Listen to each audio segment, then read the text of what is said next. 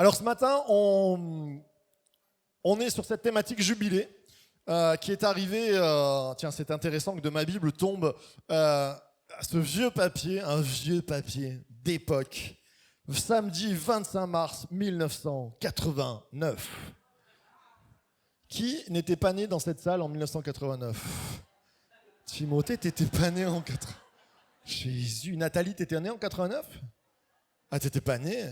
Ah, Carole n'était pas née aussi, la sœur à côté, c'est pas vrai. Ah ouais. Carole est née en 90. Il y en a qui trichent, Jean-Pierre, il dit, tu crois? Et donc, qu'est-ce qui s'est passé samedi 25 mars 1989? Inauguration du temple de la Madeleine à Fréjus. C'est-à-dire qu'on ouvrait ici. Avant, c'était à Saint-Raphaël. Et il y a des frères et sœurs, il y a des familles qui ont bâti, qui ont donné leur sang, qui ont donné leur sueur. Il y en a qui ont donné leur santé. On se rappelle de notre frère Lucien qui était tombé d'un échafaudage, qui s'est à jamais fait mal à la cheville. Il est resté avec cette douleur. D'ailleurs, quand je suis arrivé dans cette église, j'ai dit « Waouh, le frère ancien, il est trop fun, il a des Converse. » J'avais pas compris qu'il avait juste mal aux pieds et qu'il pouvait mettre que des Converse. Mais ouais, ça le rendait fun en même temps, c'était bien. Mais merci à toute cette génération qui font que depuis 1989, on a un toit, on a des clims, on est bien et on prend des moments. Alors l'église grandit, même en été, ça dit inséré.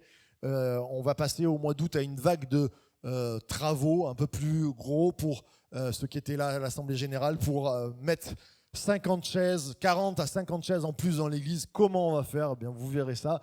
On a besoin de vous, on a besoin de vos prières, on a besoin de votre énergie. Comme je dis, même ceux qui ne savent pas peut-être casser des murs, faire du crépi ou des choses comme ça, vous pouvez amener des boissons fraîches, peut-être un repas pour les équipes. À partir du lundi 1er août, on attaque de petits gros travaux, on va dire, qui sont pas des. Ça va durer un mois pour qu'en septembre, on puisse rentrer de plein pied, plein pot dans notre rentrée et dire il y a 50 places en plus et Dieu va les remplir parce qu'il y a besoin d'espoir dans cette ville. Et quand on aura rempli les 50, eh bien, on croit que la providence divine nous donnera sûrement un autre lieu. J'aimerais entendre un grand amen à ceux qui croient à ça. Amen. Alors. Jubilé, oui, on pourrait parler de quelques années qu'on est ici. Et pourquoi en fait, c'est la sœur Alexandra Varoli qui a reçu ça. Un jour, je lui dis, tiens, amène une parole un jeudi matin. Et elle amène sur le jubilé. Elle dit, j'ai vraiment reçu que cette année, on était un peu comme, c'est la nuit du jubilé pour les Juifs, mais c'est aussi un peu comme nous. On verra pourquoi, dans le sens où on a passé 3 années avec le confinement, on n'a pas pu semer comme on faisait avant, on n'a pas pu avoir les salles qu'on avait avant, on a eu des contraintes et pourtant Dieu a donné et a fait grandir. Alors on est parti et j'ai dit tiens c'est une bonne idée, on va partir sur cet été sur cette thématique du jubilé. Alors jubilé, on va voir ensemble qu'est-ce que c'est le jubilé biblique, qu'est-ce que c'est le mot jubilé, parce que quand on en parle nous dans notre français, alors on a le côté jubilatoire, être très joyeux, et puis on a le jubilé fêté, quelque chose qui, normalement, c'est 50 ans, ou qui vient avec une récurrence. Quand les footballeurs font leur jubilé, ils fêtent une certaine date quand ils ont joué plusieurs matchs ou des choses comme ça. Souvent quand ils partent à la retraite. Moi, j'ai envie de dire, l'Église ne part pas à la retraite, mais elle fête son jubilé. Et on va voir qu'est-ce que c'est. Alors le jubilé, hop là, c'est très bien, c'était déjà passé. Jubilé, vous savez que le mot jubilé, alors nous, ça a été traduit du latin, mais la première fois qu'il apparaît, on s'est servi de ce mot jubilé, c'est dans la Bible. Vous le saurez, culture générale, le mot jubilé n'existait pas avant la Bible. Il y a des choses comme ça. Vous savez que des fois, notre culture française, elle est arrosée de... Des fois, on dit qui sème le vent récolte la tempête. Oh mince, c'est dans la Bible. Nul n'est prophète dans son pays. C'est Jésus qui l'a dit. Il y a des proverbes comme ça. Pierre qui roule n'amasse pas mousse. Non, c'est pas dans la Bible. C'est pour voir si vous étiez là. Alors, jubilé, ça vient de Joël, pas Joël. Il y a Joël dans la salle qui est là-haut. On salue Joël qui nous revient de Nancy, là-haut, le fils d'Enzo et Esther. On est heureux de te voir, mais à tous les vacanciers aussi qui sont là. Et Joël, alors ça vient le sort de mouton, enfin de chèvre sauvage qui a des grandes cornes et on en faisait des trompettes. Et ces trompettes, on les appelait des jovels. Et on a donné le nom, on verra tout à l'heure, au jubilé, ça vient de cette trompette. Tiens, ça nous rappelle qu'en janvier, on était parti sur une série sur l'Apocalypse qui disait « sonne l'alarme, sonne de la trompette ». Et le jubilé, c'est un moment où on sonnait de la trompette pour un moment particulier. Ce jubilé revenait tous les 50 ans, toutes les 50 années, donc on va dire même 7 fois 7 années, donc 49 pour ceux qui comptent un peu vite. Mais quand on rentrait dans la 50e année, il y en avait un au 7e mois, il prenait la trompette qu'on a là, il faisait... Et on disait, c'est le jubilé. Et qu'est-ce que c'était que ce jubilé? C'était un grand Shabbat, un grand sabbat, un grand temps de repos. On n'ensemençait pas les champs, on ne ramassait pas, on ne cultivait pas et on prenait une année de repos. Plus que ça, parce que ça se faisait, souvent les jachères se faisaient tous les 7 ans, c'est fou comme Dieu était intelligent. Nous, on pense qu'on a inventé les jachères. Non, dans la Bible, il y a marqué « fais une jachère », sinon la terre, elle va se fatiguer. Si toi, tu prends un temps de sabbat, la terre, elle doit prendre aussi un temps de sabbat. C'est intéressant, ça. Hein? Dieu l'avait déjà dit. C'est un grand cultivateur. Le plus grand des écolos, c'est Jésus. Hein? Ça, c'est clair. Mais tous les 49 ans et dans la 50e année, il y avait plus que la jachère. On disait, tous ceux qui ont été rendus esclaves, qui se sont endettés, on les enlève de l'esclavage et on remet leurs dettes. C'est fort, ça. Alors, celui qui était endetté depuis 2 ans, ça devait être le top. Tu vois, tu tombes dans l'année du jubilé, c'est bien. Celui, une famille qui était endettée, peut-être esclave depuis 49 ans. Quelle fête, quelle joie. Là, on peut se rappeler, vous savez, Jésus qui va dire à celui qui a beaucoup été pardonné, il y a une grande joie. Le salut représente encore plus, mais on le comprend là avec l'année du jubilé. Quand pendant 49 ans, ta famille a été esclave, a été en dette, et qu'on vient et qu'on dit, les compteurs sont remis à zéro, on te redonne la maison, on te redonne ta liberté. Wow, ça devait être une fête exceptionnelle. Sauf que les hommes sont des hommes, et qu'il nous est dit que dans la parole de Dieu, le peuple d'Israël s'est dit, oh, ouais, quand même, ça fait 48 ans que j'ai la terre, on ne va pas la redonner à la famille là-bas. Hein. Puis le gars qui est esclave chez nous, bon, allez, on va lui donner une petite prime de Pâques, on lui donne un agneau, et puis il reste esclave quand même avec nous. Et il nous a dit que le peuple a péché et n'est pas rentré dans ses jubilés, et que Dieu s'est mis en colère, et que peu à peu, la bénédiction a quitté Israël. Alors, ce matin, on va se dire, oh là là, qu'est-ce que c'est le jubilé? Eh bien, on va voir ça ensemble, on va travailler là-dessus avec un texte, on va le lire, on pourrait se lever pour un peu... si la santé vous le permet, s'oxygéner le cerveau et lire la parole de Dieu. Peut-être que c'est la première fois que tu viens dans une église, tu dis la parole de Dieu. Oui, non, nous avons l'habitude d'appeler la Bible la parole de Dieu. Parce que nous croyons qu'elle a été écrite par des hommes. C'est pas Dieu qui est descendu, qui a fait l'évangile de Luc, tout ça, hein, mais qui l'a inspiré. Et que ce n'est pas un livre lambda. Ce qu'on va lire maintenant, ça a transformé 2000 ans de vie de personnes.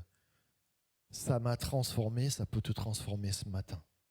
Il y a une puissance plus que nucléaire dans les versets qu'on va lire et dans toute la parole. Si tu n'as pas de Bible, alors aujourd'hui, des fois on distribue les Bibles comme ça, mais prends-en une, on t'en offre une. C'est la puissance de Dieu à l'état pur au travers de lecture. Tu peux dire, oulala, vraiment? Eh bien, essaye et tu verras. Alors on va le lire ensemble. Et tu compteras 7 sabbats d'année, 7 fois 7 ans.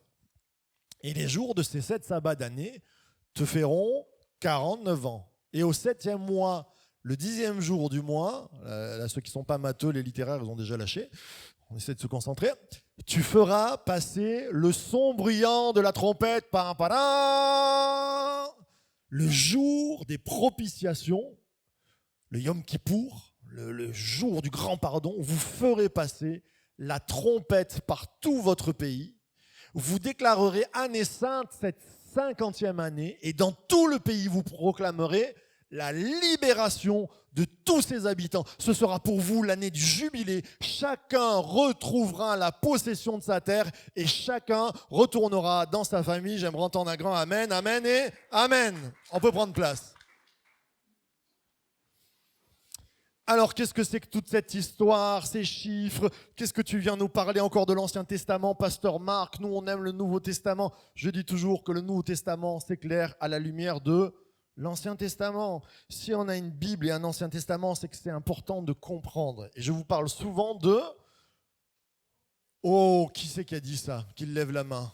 C'est Carole. Carole, l'ombre des choses à venir. Qu'est-ce que c'est que l'ombre des choses à venir? Paul va dire, l'Ancien Testament, les anciennes paroles, elles sont là comme une ombre des choses qui étaient à venir, comme quelque chose qui vient nous expliquer. C'est une image, tout l'Ancien Testament est une image des réalités spirituelles. C'est-à-dire quand on construisait un temple, on a construit un temple avec des pierres, ce temple a été détruit. Ah, on n'a plus de temple, il faut en reconstruire un. Non! Dieu va dire l'Église, c'est le temple du Saint-Esprit. Vous êtes le temple du Saint-Esprit. Il a rebâti, pas quelque chose de matériel, il a rebâti une réalité spirituelle. C'est extraordinaire. Tout ce qui se faisait dans l'Ancien Testament, par exemple, des fois on lit l'Ancien Testament, on dit oh, il y a beaucoup de guerres quand même. Oui, c'est vrai, ça a été une réalité. Mais dans nos vies, on a des guerres. Et Dieu dit, vous êtes en guerre, vous avez des ennemis autour de vous qui veulent mettre à mal votre couple, qui veulent mettre à mal vos enfants, qui veulent mettre à mal ta façon de vivre, qui veulent te donner du désespoir, qui veulent te dire que tu es bon à rien. Et Dieu est là en guerre avec son armée pour te dire que tu n'es pas un bon à rien, mais que tu es enfant du royaume, que tu es béni, que tu es aimé de ton Père. C'est juste grandiose. J'aimerais entendre un applaudissement à ceux qui croient que Dieu nous aime. L'ombre des choses à venir. Alors le jubilé, quelle ombre? Quelle ombre sur nos vies? Quelle lumière? Qu'est-ce que ça exprime pour nous? On a vu, c'est une année où il y a du sabbat, c'est-à-dire on va rentrer dans un repos. C'est-à-dire on ne va pas travailler et pourtant il va y avoir du fruit. On ne va pas travailler mais Dieu va permettre qu'il y ait des récoltes. Tiens, la Bible nous parle dans le Nouveau Testament en disant « Ils n'entreront pas dans mon repos », mais celui qui est juste, il rentre dans un repos. C'est-à-dire que dans nos vies, même si on est en action et en travail, on peut être dans le stress, dans l'inquiétude, pas chez nous. Chez nous, il n'y a personne de stressé, personne d'inquiet. Que celui qui n'a pas d'inquiétude lève la main. Mais c'est intéressant que Jésus et les apôtres vont dire « Ne vous inquiétez de rien ». En tant qu'humain, on aimerait discutailler avec Jésus et lui dire « Ça va, et les apôtres, ne vous inquiétez de rien, vous êtes gentils, quoi. Tu sais par où je passe, j'ai un crédit sur 30 ans. Tu sais par où je passe, j'ai 3 enfants, et il y en a 2, ça va pas bien, et tu sais par où je passe ». Paul pourrait nous dire, oui, tu sais que j'ai été lapidé, laissé pour mort, fouetté, mis en prison, tout ça à cause de l'évangile. Et je te dis, ne vous inquiétez de rien. Même Paul va rajouter, réjouissez-vous en toutes choses. Je vous le répète. C'est bon quand Paul nous dit, je vous le répète. Parce que nous, des fois, on vient à l'église, on entend les paroles et ça coule. On sait. Et Paul dit, je vous le répète, réjouissez-vous. Moi, je pose souvent cette question à des personnes. Je dis, est-ce que tu es heureux en ce moment? Quand je vois des croyants. C'est souvent une question où on a du mal à répondre. Alors les plus philosophiques me prennent un peu en bataille. Ils vont me dire, mais qu'est-ce que le bonheur? Oui, bon, ok. Ok. Après, on peut pas... Vous avez 8 heures. Mais non, mais tu le sais quand tu es heureux ou pas? On le sait. Heureux, ça veut dire que dans notre cœur, il y a du sourire. Et quand dans notre cœur, il y a du sourire, ça rejaillit là. Alors, quelquefois dans nos vies de chrétiens, ou pas chrétiens, il y a des fois où il n'y a pas la joie et on n'a pas envie de sourire. Eh bien, Dieu veut nous redonner le sourire. Jubilé, et j'aime la traduction latine qui de trompette retentissante est passée sur jubilé. Et ça nous a donné aussi le verbe jubiler, la joie. En même temps que cette année de jubilé, Dieu veut nous faire rentrer dans un repos qui va nous donner la joie. Ça, c'est extraordinaire. Ce matin, si tu viens, j'aimerais te dire, Dieu, dans toutes les épreuves qu'on va passer, peut-être que c'est des temps apocalyptiques, sûrement c'est des temps, peut-être que ça va pas, mais Dieu veut te dire, tu es dans la fournaise, mais je veux te donner la joie. Tu vas rentrer dans un temps de repos, tu vas avoir le sourire. J'aimerais entendre un grand amen à ceux qui ont envie d'avoir le sourire. Amen.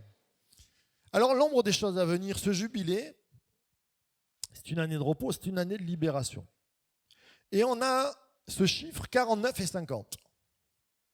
C'est très intéressant de voir que dans la parole de Dieu, dans le Nouveau Testament, on a la fête qui vient de l'Ancien Testament, la Pentecôte. Pentecôte en grec qui veut dire 50. Ils sont bons, ça va.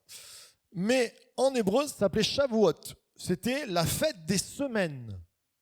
Et on comptait 7 fois 7 semaines, c'est-à-dire 49. Et dans la 50e, on rentrait dans la Pentecôte, qui était la fête de la moisson. On prenait la moisson et on disait « Waouh, merci mon Dieu, parce que cette année encore, tu nous as donné du blé, tu nous as donné de l'orge. Alléluia !» Il y en a qui se disent « J'aimerais avoir du blé. » Alléluia. Mais Dieu peut nous aider aussi dans nos finances. Tu le sais? Dieu nous aide dans les finances. Amen. Mais mes finances, je l'ai dit, Seigneur, fais prospérer. Alléluia. Comme dirait Salomon, ne me donne pas trop que je t'oublie et donne-moi assez que je ne te renie. Et à un moment donné, bien sûr, le Seigneur pourvoit.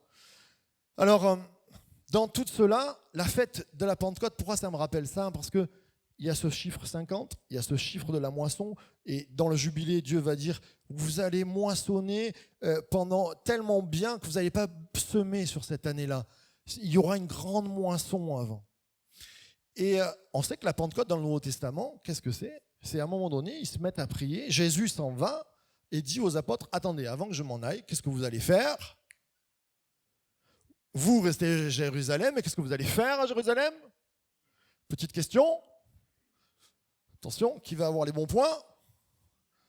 Ils vont se rassembler. Qu'est-ce qu'ils vont faire à Jérusalem? Ils vont, ouais, mon père, il fait, ils vont prier. Ne me regarde pas. Mais... Oui, ils vont prier. Et pour chercher quoi? Il leur dit, vous allez chercher le Saint-Esprit. Bravo Marco, il a le bon point, c'est lui qui a gagné. Le Saint-Esprit, qu'est-ce que c'est? Alors je suis en train peut-être d'embrouiller certains. Allez, on fait le parallèle. On a le jubilé dans l'Ancien Testament. Moi, je vous le mets en comparaison avec la Pentecôte. La Pentecôte dans le Nouveau Testament, c'est des gars qui sont perdus. Il y a Jésus qui s'en va, mais il leur dit, priez, vous allez recevoir le Saint-Esprit, c'est-à-dire l'Esprit de Dieu qui va venir sur vous. Ils se disent, ouais, ok. Ciao Jésus. On fait quoi? On va prier. Et alors, ils se mettent là, pendant 7 jours, ils prient. Puis il nous dit qu'il y a un grand vent qui vient. Ça balaye, il y a un tremblement de terre. Et puis, il y a même une apparition, ils ont des visions sur leur tête comme des flammes qui arrivent. Et ils se mettent à parler dans d'autres langues. Il y en a qui prophétisent dans d'autres langues. Il y a des gens qui écoutent aux fenêtres, ils disent, oh, il parle, moi je suis araméen et j'entends parler en araméen. Moi je suis, je sais pas, babylonien, j'entends parler en babylonien. Et qu'est-ce que j'entends? Il loue Dieu. Les gars, il ne sait pas parler en babylonien, il ne sait pas parler en perse.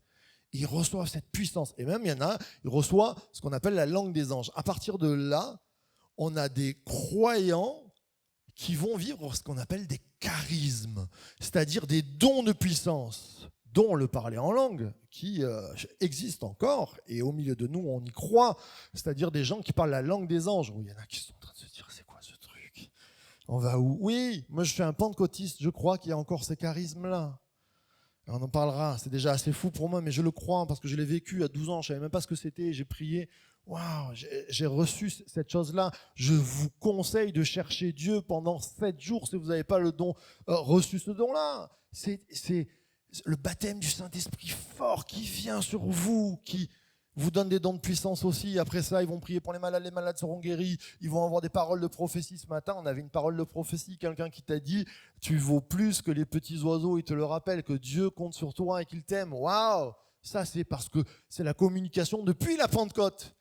Et pour moi, depuis la Pentecôte, on est rentré dans le jubilé. C'est-à-dire dans une année où ce n'est pas nous qui allons semer, c'est Dieu qui sème son esprit en nous et qui fait porter des fruits extraordinaires, bons, qui vont bénir. Amen. Vous êtes là ce matin? Vous me suivez? Alors on va partir là-dessus. Si l'ombre des choses à venir, c'est un peu ce côté pentecôtiste, c'est-à-dire le fruit de l'esprit, Dieu qui vient agir en nous dans notre génération. Il y a une année de jubilé où il va se passer des choses dans notre vie. Depuis que Jésus est parti, il a fait un grand jubilé, c'est-à-dire un temps de joie où l'Église, quand elle se met en action, elle va porter du fruit. Alors, le jubilé, j'ai deux parties. Premièrement, le jubilé des porteurs de fruits. Eh oui, on est appelé à porter du fruit. Pendant le jubilé, on disait, on plante pas, mais l'année d'avant, on va ramasser parce que Dieu aura super béni. Et vous savez, souvent on dit, on sème, et Paul va dire, un a semé, les autres ont ramassé, mais quand on lit la parabole du semeur, moi je ne crois pas que je suis un semeur. C'est Jésus qui sème. C'est Dieu qui vient semer dans les cœurs. Vous savez, je peux tout faire à ma fille, lui dire, tu sais, Jésus, il t'aime, tout ça. C'est le Saint-Esprit qui vient la convaincre. C'est Dieu lui-même qui vient convaincre nos cœurs. Vous savez que Dieu, tu peux parler avec lui. Tu sais que Dieu veut rentrer en contact avec toi ce matin. Peut-être que tu le sais sur le papier, mais que tu l'as oublié. Et Dieu veut te dire, je veux te faire porter du fruit. Tu es une vigne, tu es appelé à porter du raisin. Tu es un figuier, tu es appelé à porter des figues. Amen. Tu es un chrétien, eh bien tu es apporté, on va le voir ensemble. La parole de Dieu nous dit que quand on reçoit le Saint-Esprit, il nous donne de porter du fruit de l'Esprit. Pas des fruits de l'esprit, du fruit de l'esprit. Il y a un gros fruit avec un package dedans. Et c'est quoi? C'est la bonté, la douceur, la bénignité, Pourquoi j'insiste? Mon Dieu, j'aimerais que Source de Vie soit l'église de la bénignité. Combien cette société, elle a besoin de bénignité. Il y a un gars sur Facebook, il met, je sais pas, tiens, voilà, ce matin, j'ai cuisiné des cuisses de poulet. Et là, derrière, oui, mais le poulet, qui c'est qui l'a tué? Et pourquoi vous mangez du poulet? Et le poulet, il a souffert. Et puis, derrière, t'as des gars qui disent, mais comment tu oses parler? Nous, on aime le poulet. Et d'ailleurs, non, moi. Et bon, c'est une cuisse de poulet. Ok, oui, c'est important de comprendre qu'elle a vu tout ça derrière. Vous avez tous les réseaux sociaux aujourd'hui, ils s'enflamment sur un rien. Le gars, il tousse, il fait « Ah, il a le corona, il est en train de mourir, il va inonder la France. » Ça va. Et dans l'église, des fois, pas ici, mais je l'ai vécu. Le frère, il m'a pas dit bonjour. À moi, 35 ans que je donne ma dîme dans cette église, il ne m'a pas dit bonjour. Et là, wow, division de l'église, tout ça. Le fruit de l'esprit, je reçois la bénignité. Oh, le frère, il a toussé, il avait un chat dans la gorge. Ah, le frère ne m'a pas dit bonjour, et il était dans ses pensées. Je vais lui dire bonjour. Je vais lui faire un gros bisou. Moi, j'aime bien, des fois, il y a des gens, ce matin, Pauline m'a pris, elle m'a dit, tu m'as pas vu. Je dis, mais oui, je t'ai pas vu. Et alors, on s'est fait un bisou. Alléluia. On s'aime, c'est la famille, c'est ça. Mince, il a fait un bisou, ça peut être porteur du corona, tout ça. Ah, bénignité. La bénignité. Porter du fruit, la patience. Dans ce monde, mais moi, des fois, je suis au volant. Mois de juillet, dernière semaine du mois de juillet, presque août. Sur la Côte d'Azur. Et là, vous êtes là, il y a quelqu'un qui est du 75. Vous êtes pressé. Et lui, il fait oh, c'est beau ça. Oh, waouh. Je peux plus. Et là, moi, j'ai ma femme qui me dit portez du fruit, la patience. Alléluia. Prie pour lui. On est appelé à porter du fruit, des porteurs de fruits. Parce que quand tu as de la patience dans ta vie, tu vas résoudre des conflits que tu aurais pu engendrer. Quand tu as de la bénignité dans ta vie, tu vas résoudre des conflits que tu aurais pu engendrer. Quand tu as de la bonté dans ta vie, tu vas pouvoir réparer ce que tu avais cassé avant. Et c'est ça que Dieu veut faire, c'est un miracle. Dans nos vies, on ne peut pas y arriver.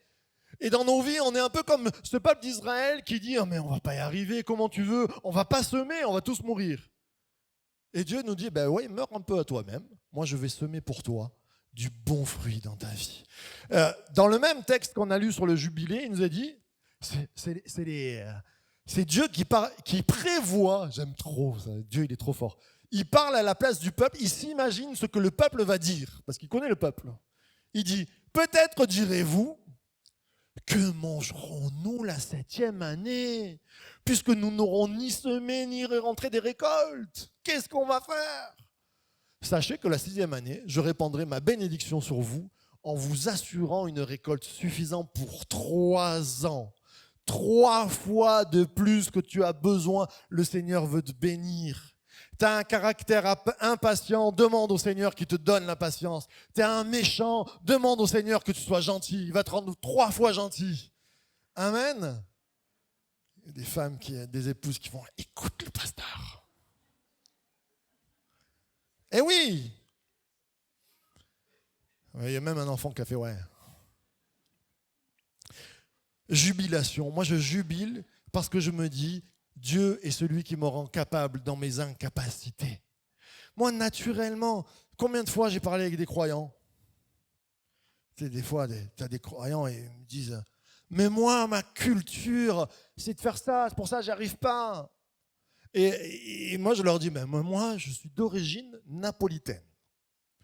Déjà, tu ne te serais pas aperçu, tu n'as plus ton portefeuille.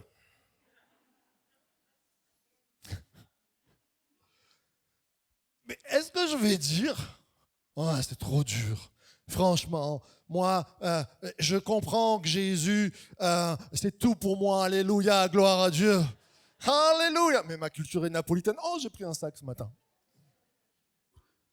Mais oui, ma culture, elle est napolitaine. Mais je suis mort à moi-même. Ma culture, maintenant, c'est Jésus. C'est lui qui me rend capable dans mes incapacités.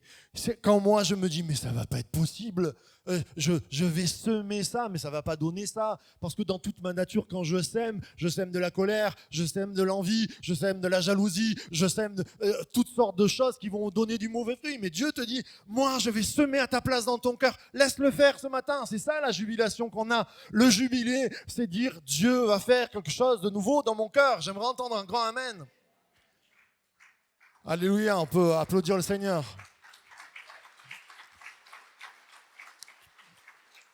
Capable dans nos incapacités. Il y a toutes sortes de choses où on est comme Ève, qui entend Satan qui lui dit « Dieu a-t-il réellement dit ?» Allez, on va prier. Ouais, il n'y a pas que la prière dans la vie. Oui, c'est vrai. Mais c'est super important la prière. Dieu est super grand. La prière a une grande efficacité, nous dit la parole de Dieu. Moi, quand je prie, c'est pas un distributeur, tu mets une pièce, tu dis bon, on met une petite pièce, ça ne nous coûte rien. Je joue au loto. Tu sais, des fois, il y a des croyants, quand ils font une prière, c'est comme s'ils jouaient au loto. Allez, il y a 2 millions d'euros, on ne sait jamais, mais wow, c'est sûr, on ne va pas gagner. Moi, quand je prie, il y a une certitude derrière. J'ai l'assurance que Dieu va répondre. Et quand je prie, je me dis, il y a un Dieu qui m'entend, il est tout puissant, il est fort. Et là où moi, j'ai peur, parce que je me dis, si on ne s'aime pas la 49e année, si on ne s'aime pas dans cette année-là, on ne va rien manger. Le Seigneur te dit, fais-moi confiance.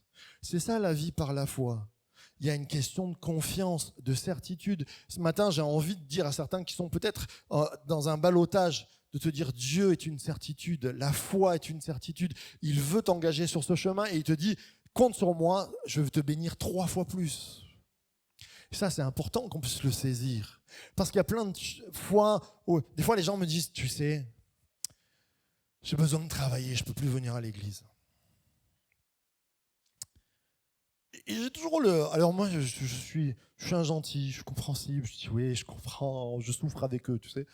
Et il y a des versets qui me reviennent qui disent « Fais passer déjà le royaume des cieux et toutes choses te seront données en plus ». Il y a des gens qui me disent, ah, moi dans mon couple, des fois, des gens, je leur dis, ben, il faut pardonner. Quelquefois, il faut un peu d'abnégation, il faut passer, faut des consensus. Ah non, non, non, non, je passe pas, ça c'est plus fort que moi.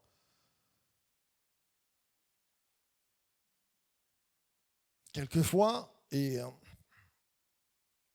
personnes on parle de dîmes, d'offrandes, me disent, ah non, mais moi j'ai jamais pu. J'ai jamais eu d'argent, je suis toujours à découvert. Et là, je repense à toutes les papis et les mamies que je connais ici, qui, avant d'être à découvert, le début du mois, ils prennent et ils mettent une offrande. C'est quoi la réalité dans la vie? C'est que les papis et les mamies sont 3 fois plus riches que vous? Non, ils ne gagnent pas beaucoup. Mais c'est juste qu'ils se disent, j'ai la foi que quand je mets, le Seigneur va prendre soin de mes finances. Et je peux vous le dire, et ça je l'ai déjà raconté, mais une fois, j'étais pasteur à Brignoles, et je gagnais 1280 € par mois, j'avais un loyer de 650 € par mois, j'avais une famille, mon épouse qui ne travaillait pas parce qu'on avait choisi de travailler à deux, je peux vous dire que c'était serré. Et puis dans ma tête, il est passé une sorte d'idée, je me suis dit, mais je sers le Seigneur. C'est les autres qui donnent la dîme, mais celui qui mangeait les sacrifices, c'était le Lévite. Il n'allait pas donner un mouton. Je commence à me faire toute une théologie comme ça, où je me dis, on va s'en sortir comme ça. Et là, moi, elle me dit, moi, j'ai pas envie de voler Dieu. Je dis, mais pourquoi tu me dis ça? Elle me dit, on donne notre dîme, c'est tout. Le premier du mois, on met, après on verra. J'ai dit, ouais. Et j'étais comme tu sais, les Hébreux là qui sont en train de dire non mais on va pas avoir assez, si on s'aime pas on va pas manger, et Dieu te dit je vais pourvoir, et moi je suis pasteur, je me dis ouais, quand même Ambre tu pousses, mais comme elle a du sang russe elle est tenace. Ou Seigneur mince, il fallait pas le dire. Allez, bénignité, on a des gens qui ont du sang russe ici, c'est pas tous des guerriers contre. Tu vas être mis à lapidation. Alors on a donné la dîme. Je peux vous dire que j'ai manqué de rien. J'ai pas perdu 1 kilo. J'aurais bien voulu.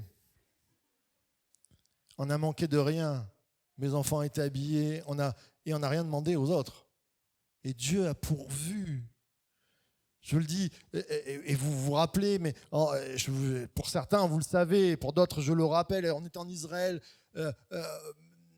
Avant de partir en Israël, moi j'avais une bonne situation, j'allais signer mon contrat, on était tout bon, j'allais devenir fonctionnaire. Pour un sudiste, c'est le top.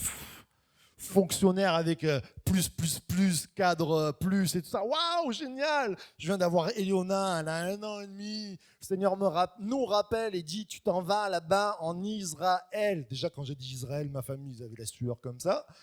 Ils ont vu les bombes, les trucs, tout ça. Et le Seigneur nous appelait. On arrive là-bas, moi j'avais mis de l'argent de côté, mais l'argent de côté, il a fondu. On arrive à un moment, en plus la carte, tu te rappelles, elle casse. Je descends, on ne pouvait plus rien acheter, plus rien dans le frigo. Une petite d'1 an et demi. Folie! Je descends, je pleurais dans l'escalier. Je dis, je suis un homme, mais je ne peux rien faire. Je me suis mis à pleurer tout seul. Je ne vais pas montrer devant ma femme quand même. Et je descends, je dis, Seigneur, tu nous as appelés dans la moisson, tu nous appelles à servir, tu es dans le jubilé, mais comment on fait? Seigneur, je sors, je tape un gars, c'est le maraîcher. Ah, il râle le maraîcher. Il dit, ah ouais, ils m'ont servi en trop, et que je comprends un peu, il baragouine en anglais, je parle avec lui. Il me dit, tiens, tu veux ces cagettes de légumes et de fruits là, sinon je vais les jeter, tiens, prends-les. Comme ça, je suis monté, je jubilais. Ouais, on a des cagettes, on va manger. On avait des belles poires, on avait des légumes, on avait tout. Ouais, c'est Jésus, on était dans la mission. Ce que j'ai envie de te dire, c'est que Dieu, il prend soin de toi. Tu vaux plus que les petits oiseaux. Et comme a dit la prophétie Élodie, la parole de Dieu, il compte même les cheveux que tu as sur la tête. Et même si tu es un peu chauve, il les compte aussi. Amen. Jean-Marc dit amen aussi avec moi. Il est capable dans nos incapacités. J'aimerais vous parler, j'ai fait un parallèle avec Pierre et le figuier. Un jour, Jésus passe. Il voit un figuier. Un beau figuier, et il a faim. Il nous a dit que ce n'est pas la saison.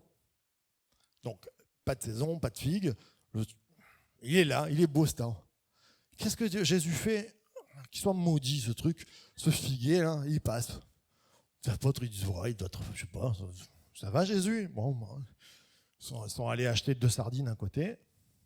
Le lendemain, il repasse et il nous a dit que Pierre regarde le figuier il a séché sur place. Il fait la connexion. Jésus, le figuier, hein, t'as maudit. Et là, j'ai prêché sur ce figuier plus d'une dizaine de fois sûrement, mais je ne l'avais pas vu sur cette option. Souvent, j'ai dit oui, on est appelé à porter du fruit, attention, le Seigneur va nous sécher, l'enfer qui nous tombe dessus, tout ça. Oui, mais en fait, le Seigneur ne va pas dire c'était un mauvais figuier, il aurait dû donner du fruit, c'est parce qu'il n'avait pas de fruit. Non, il va leur dire mais quoi? Ben, en fait, si vous aviez la foi comme un grain de sénévé, ce figuier, vous le séchez et les montagnes, vous les faites partir. Et même ce que vous n'arrivez pas à pardonner, il dit à Pierre, vous pourrez le pardonner. Qu'est-ce que ça veut dire? Quelques mois après, Pierre voit en Jésus un libérateur de guerre. Il se dit, on va ruiner les Romains, Jésus président, en marche, on y va, on est droit derrière toi, on a le meilleur parti, il fait des miracles, les Romains ils vont tomber. Les Romains ils arrivent, ils disent, on va le crucifier. Qu'est-ce qu'il fait Pierre? Il dit non, c'est pas possible. Il prend une épée, il coupe une oreille. Malchus, un gars qui s'appelle Malchus, plaque, plus d'oreille. Je lui dis, mais qu'est-ce que tu fais? Il prend l'oreille, il fait un miracle, il la recolle. C'est fou qu'au moment de son arrestation, il y a encore un miracle. Jésus, il aurait pu tous les balayer. Qu'est-ce qu'il fait? Il bénit. Et il dit à Pierre, en gros, tu comprends pas. Et Pierre, il comprend pas. Et parce que Pierre, il a du beau feuillage. Il y a plein de choses qui entourent sa vie. Un figuier qui porte du fruit avec un figuier qui n'en porte pas, il n'y a pas beaucoup de différence. Il n'y a vraiment pas beaucoup de différence. Tu t'approches, tu vois un figuier, tu dis waouh, c'est le même. Sauf que tu ne manges pas dessus. Il y a des choses dans nos vies qui sont des figuiers énormes, qui prennent des places qui ressemblent à ce que ça devrait être, mais qui ne portent pas de fruits. Et dans la vie de Pierre, si vous me suivez, il y avait des choses, il croyait en Jésus comme sauveur, mais sauveur guerrier. Et Jésus, c'est pas ça. Pas dans ce moment-là. Il lui dit, c'est pas ça du tout, tu te trompes. Tu as un gros figuier qui prend toute la place, mais c'est pas le bon figuier qui doit. Ce figuier-là, il faut qu'il sèche. Et dans nos vies, il y a des choses qui sont pseudo-religieuses, qui sont pseudo tout ce que vous voulez. On dirait que c'est de la foi. Ça ressemble à la foi, mais c'est pas de la foi. Et ça vient prendre la place. Et Pierre, il est découragé. Et d'ailleurs, il est tellement découragé que quand on crucifie Jésus, on dit « Ah, mais tu es le copain de Jésus, toi !» Et là, qu'est-ce qu'il fait? Il sort un grand figuier. Il dit il se cache derrière le figuier. « Moi, je ne connais pas Jésus, comment ça ?» Il n'y a aucun fruit qui sort. Et il va falloir attendre qu'il se recroise après la résurrection de Jésus. Jésus veut parler avec lui. Et Pierre, plus que de pardonner les autres, il a besoin de se pardonner lui-même. Ce qu'il a fait, c'est impardonnable. Il a renié son ami. Et ce non-pardon, je pense que déjà chez un apôtre, il y a un apôtre qui s'est suicidé, Judas, qui l'a trahi. Il y a eu un figuier tellement énorme de culpabilité que ce figuier a tout pris la place et qui s'est suicidé. Ça aurait pu être la même chose chez Pierre. Mais Jésus va amener dans la vie de Pierre de sécher ce figuier qui prenait une place folle, mais qui ne portait pas de fruits. La Pentecôte, c'est ça, c'est le Saint-Esprit qui vient te dire, il y a des choses dans ta vie qui prennent une place folle. C'est peut-être un vice, c'est peut-être une mauvaise compréhension religieuse, mais ça ne te rend pas heureux. Tu n'as pas le fruit qu'il faut, et bien que ces choses soient maudites. Et si tu as la foi, et c'est là où Jésus va dire, rappelez-vous la parole, si vous aviez la foi comme un grain de sénévé. Les gens me disent, ah mais moi ma nature elle est plus forte. Non, c'est pas vrai. Ce figuier il peut sécher dans ta nature. Moi j'y arrive pas. Non, le Seigneur peut te donner la capacité dans tes incapacités. Il peut te rendre comme Pierre. Je peux pas me pardonner, mais reçois le pardon de Jésus. Il est monté à la croix pour que tu sois pardonné. Il est monté à la croix pour que tu pardonnes et que tu donnes du fruit aux autres. C'est ça qui est bénissant. Et dans la vie de Pierre, c'est extraordinaire parce que quand il vit la Pentecôte, qu'est-ce qui se passe? Il sort, il porte du fruit, il prêche. C'est plus le même homme. Ce matin, le Seigneur te dit, t'es plus la même femme, t'es plus le même homme. Je veux te transformer. J'aimerais entendre un grand amen si t'es encore là.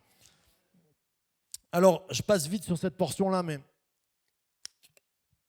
quand j'ai mis le jubilé des porteurs de fruits, ça m'a intéressé parce que dans l'image biblique, il y a des porteurs de fruits à un moment donné dans l'Ancien Testament. Vous vous rappelez ? C'est des gens qui ont une grappe. Il nous a dit, ils vont en Canaan, le pays promis, c'est les espions. Et il nous a dit, c'est là-bas qu'il y a le fruit, le miel, le lait et tout ça. Et il nous a dit que la grappe est tellement grande qu'ils doivent la porter à deux. Et ça, c'est écrit dans les mémoires de la vision. Il y a 2 hommes qui doivent porter la grappe tellement elle est forte. Qu'est-ce que Dieu est en train de dire ? Je te prépare un pays où il y a du lait, du miel et des grappes de raisin. Alors, je fais une petite parenthèse ce matin. Vous avez déjà vu les dessins de ça ? Il y a des gens qui ont essayé de dessiner et à chaque fois, ils me mettent 2 hommes, une grappe et des raisins comme des oranges. C'est vrai. Il n'y a pas marqué que les raisins, les grains, ils étaient comme des oranges. Il nous a dit que la grappe était grande. Je veux juste dire que des fois, on s'attend à Dieu et on attend des grains différents, mais Dieu n'a pas changé les grains. Il a juste donné plus. Ne t'attends pas à des miracles, plus de fous, de trucs nouveaux, tout ça. Dieu a tellement fait déjà pour toi, mais il veut te donner des miracles normaux, mais qui soient en grande quantité. Il veut te bénir en richesse et pas en différence. Vous comprenez ce que je veux dire ? Des fois, pourquoi je vous dis ça ? Parce que quelquefois, il nous faut de l'équilibre.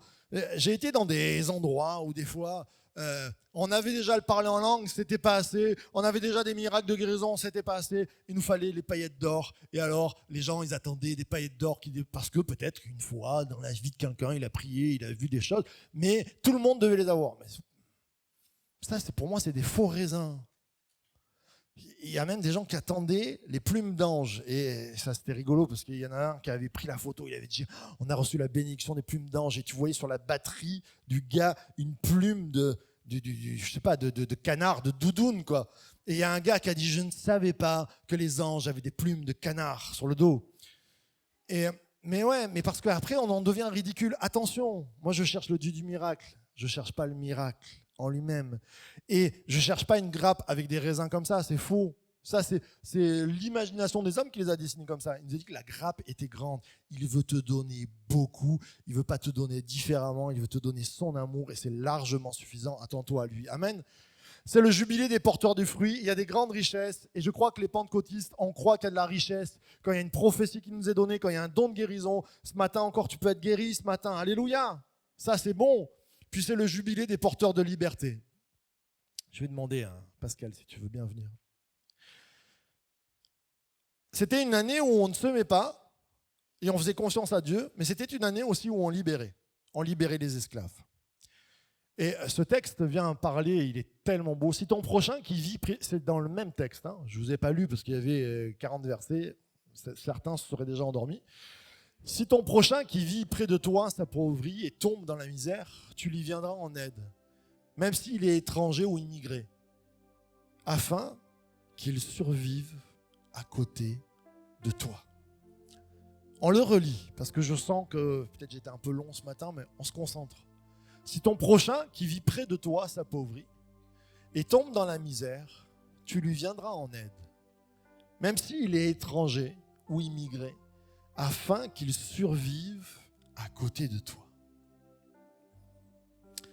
Et bien ça, c'est le jubilé dans l'Ancien Testament. Ça vient parler de la Pentecôte, de gens totalement incapables, comme Pierre, qui vont se mettre à prêcher l'évangile à des gens d'une autre nation.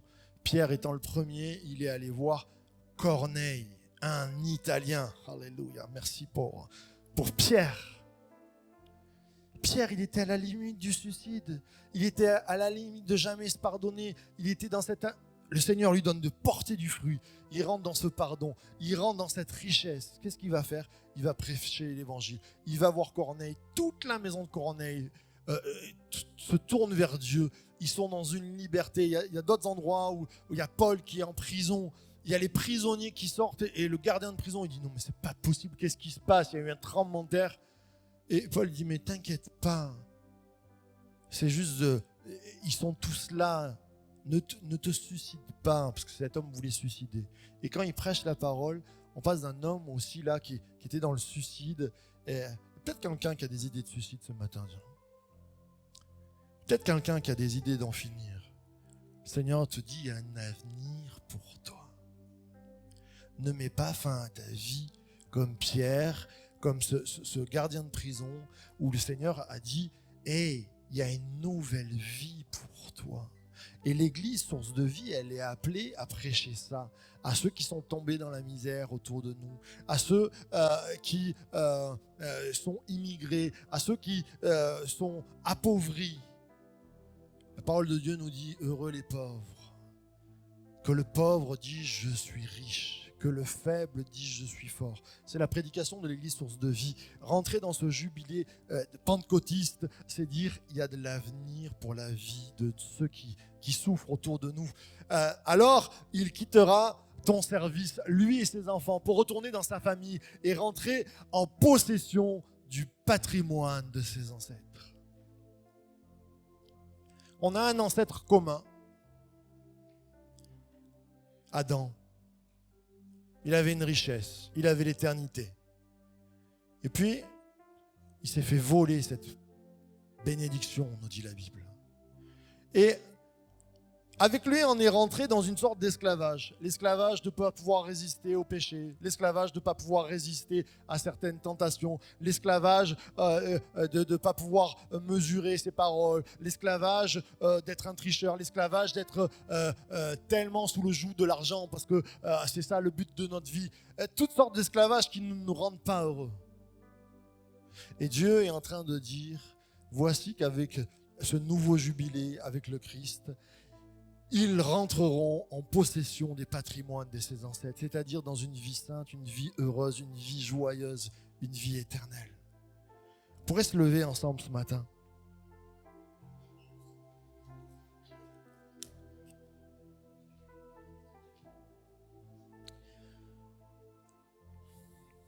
Ce matin, Dieu est là. On n'est pas dans un endroit quelconque. Ce n'est pas une salle comme les autres. C'est une salle où il y a des croyants qui sont rassemblés et il y a une promesse qui nous est dit que quand 2 ou 3 croyants sont là, Dieu est au milieu d'eux. C'est-à-dire que Dieu est au milieu de nous ce matin. Avec crainte et tremblement, nous venons, mais aussi avec joie. Parce que Dieu est grand et Dieu est fort, mais avant tout, c'est notre papa. Notre papa, c'est le plus fort. Il pourrait arrêter tout, mais il nous fait vivre dans sa joie. Il est là ce matin.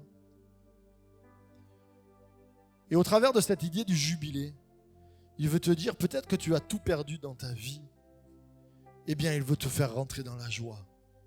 Il veut te redonner. Il veut te faire revivre.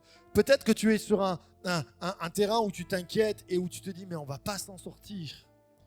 Et le Seigneur te dit, mais juste laisse-moi contrôler. Je vais planter dans ta vie des graines qui vont donner du bon fruit. Je vais planter dans ton couple des graines qui vont porter du bon fruit. Je vais bénir tes enfants en mettant des graines. Tu as juste à me faire confiance et à dire, Seigneur, je crois encore en toi. Jésus, peut-être pour la première fois de ma vie, je veux faire cette prière et te dire, je te place ma vie, je te place mon foyer, je te place mon avenir parce que je m'inquiète. Peut-être qu'il y a des personnes qui veulent arrêter la vie. Donne ta vie à Jésus maintenant, ce matin. Il va enlever les figuiers qui prennent de l'ombre.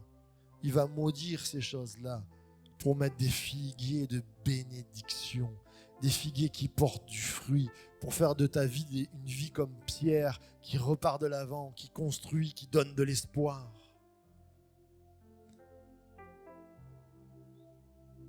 Ce matin, on est devant ce grand Dieu Tout-Puissant qui est présent. Alors, si tu as besoin de Jésus pour se jubiler, pour retrouver la joie, on est devant Dieu, je ne regarde pas qui lève la main ou quoi que ce soit, c'est entre toi et lui. Lève ta main pour dire j'ai besoin de toi ce matin. J'ai besoin d'une touche de ta présence. C'est peut-être la première fois que tu viens, tu lèves la main devant lui en disant je veux croire à cette chose. Peut-être des années que tu viens ici, mais que tu as besoin de ressourcement. tu lèves ta main et tu dis, je veux rentrer dans cette moisson, dans cette saison.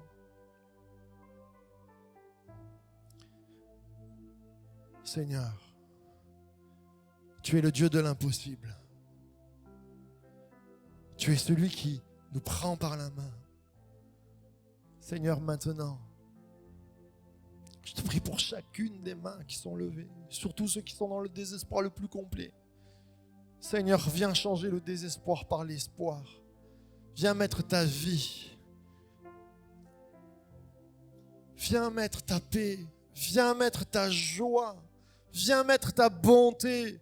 Transforme le mal en bien et que le pauvre dise je suis riche, que le faible dise je suis fort ce matin.